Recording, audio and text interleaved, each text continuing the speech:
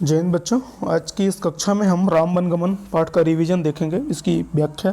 ठीक है, देखिए प्रस्तुत छंद तुलसीदास जी द्वारा रचित कवितावली से लिया गया है। इनमें कवि ने वन पथ पर जाते समय राम, सीता और लक्ष्मण की मानसिक और शारीरिक दशा तथा ग्राम बधुओं से प्रेम, मुग्धता, विस्मय आदि की प्रतिक्रिया का चित्रण भावपूर्ण किया है। अयोध्या के पैतृक राजवैभव को राम ने उसी प्रकार छोड़ दिया जैसे कोई राही राह में पड़ने वाले पेड़ पौधों एवं यात्रियों और सराय को छोड़ देता है। कोमलांगी राजवधू सीता और दशरथ के राजकुमार राम, ठीक है, और लक्ष्मण को कठोर मार्ग पर चलते देख ग्राम बधुएं वनवास का दंड देने वाले राजा रानी को भला बुरा कहती हैं। तो देखिए यहाँ पर है कि कीर के कागर ज्यों नृपचीर विभूषण उपम अंगन पाई, औध तजी मगवास के रुख जो पंथ के साथी जो लोग लुगाई, संग सुबंधु पुनीत प्रिया मानो धर्म क्रिया धरि देह सुहाई, राजीव लोचन राम चले तज बाप को राज बटाओ के नहीं। इसमें तुलसीदास जी कहते हैं कि भगवान श्री राम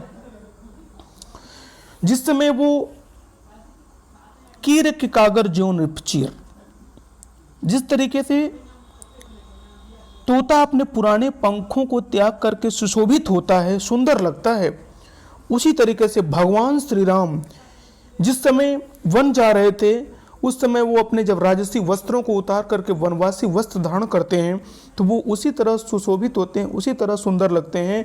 उनके अंग की उपमा उसी तरह लगती है जैसे तोता अपने पुराने पंखों को त्याग कर सुंदर लगता है, वो उसी तरह सुशोभित हो रहे हैं। अगली पंक्ति है कि औध तजी मगवास के रुख जो पंथ के साथी जो लोग लुगाए। मगवास का मतलब देखिए, मग मतलब होता है रास्ता होता है, ठीक है, वास मतलब होता है बांस के जो पौधे होते हैं उनको मगवास बोलते हैं।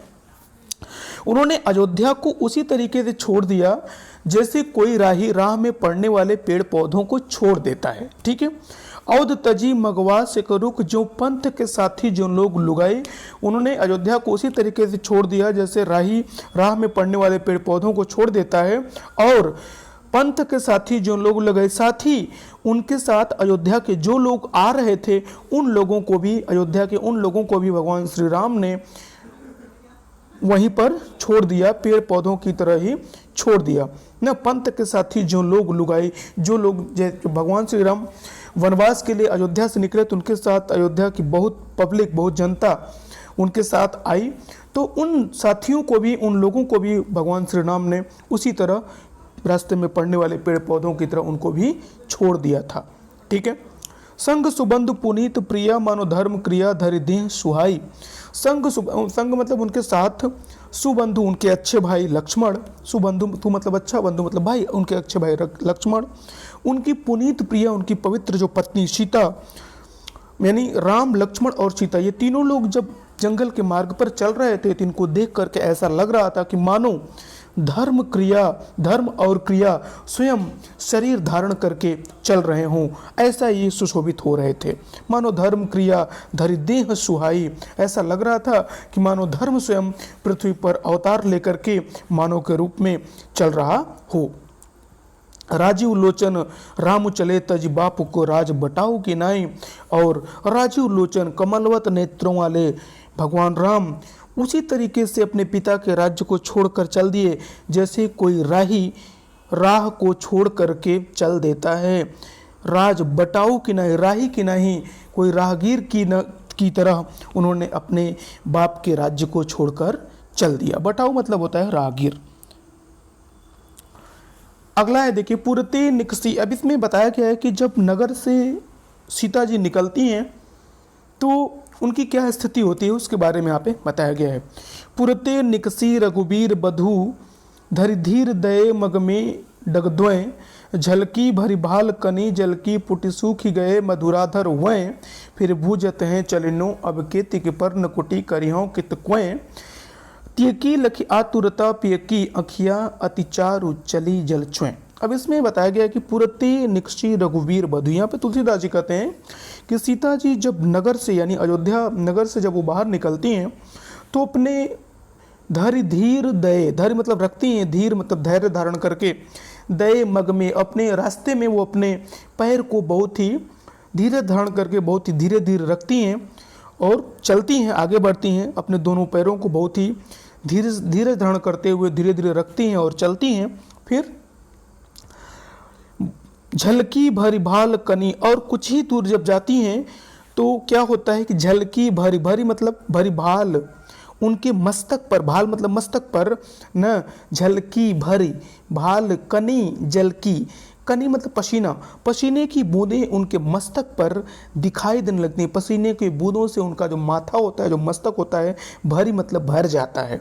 ठीक है, कुछ दूर जब वो चलती हैं तो उनके मस्तक पर पसीना आ जाता है और उनका माथा पसीने की बूंदों से भर जाता है। उनके मस्तक पर पसीने की बूंदें दिखाई देने लगती हैं, झलकी मतलब दिखाई देने लगती हैं। पुट सूख ही गए मधुराधर हुए, और उनके जो अधर हैं, ऊपर और नीचे के जो होठ हैं, वो क्या हैं, सूख गए हैं। उनको प्यास लगी हुई है, प्यास से उनके होठ क्या होते हैं, सूख जाते हैं और उनके माथों पर पसीने की बूंदें आ जाती हैं। फिर बूझते हैं चलिनो अब केतिक, जब ऐसा हो जाता है तो फिर अब वो बूझती हैं, वो अभी सोचती हैं कि अभी हमको और कितना चलना है, चलिनो अब केतिक, अभी और कितना चलना है। ऐसा सोचते हुए वो भगवान श्री राम से पूछती हैं कि अभी और कितना चलना है। पर न कुटी करियों की तो वह, आप अपने पत्ते से बनी कुटिया कहाँ बनाएंगे। और जब ये बात भगवान श्री राम सुनते हैं तो तिय की लखी आतुरता, पिय की, ती मतलब पत्नी, पी मतलब स्वामी, यानी भगवान पिय मतलब पिय यहाँ पे भगवान श्री राम के लिए कहा गया है।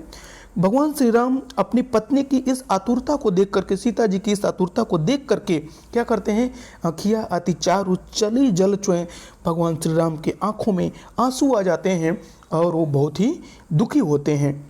ठीक है, तो इस वीडियो में ये दो का मैं आपको बताया, इस दो सवैया का पैराग्राफ। अगली वीडियो में दो और बचा है, उसका भी मैं बता दूंगा। ठीक है।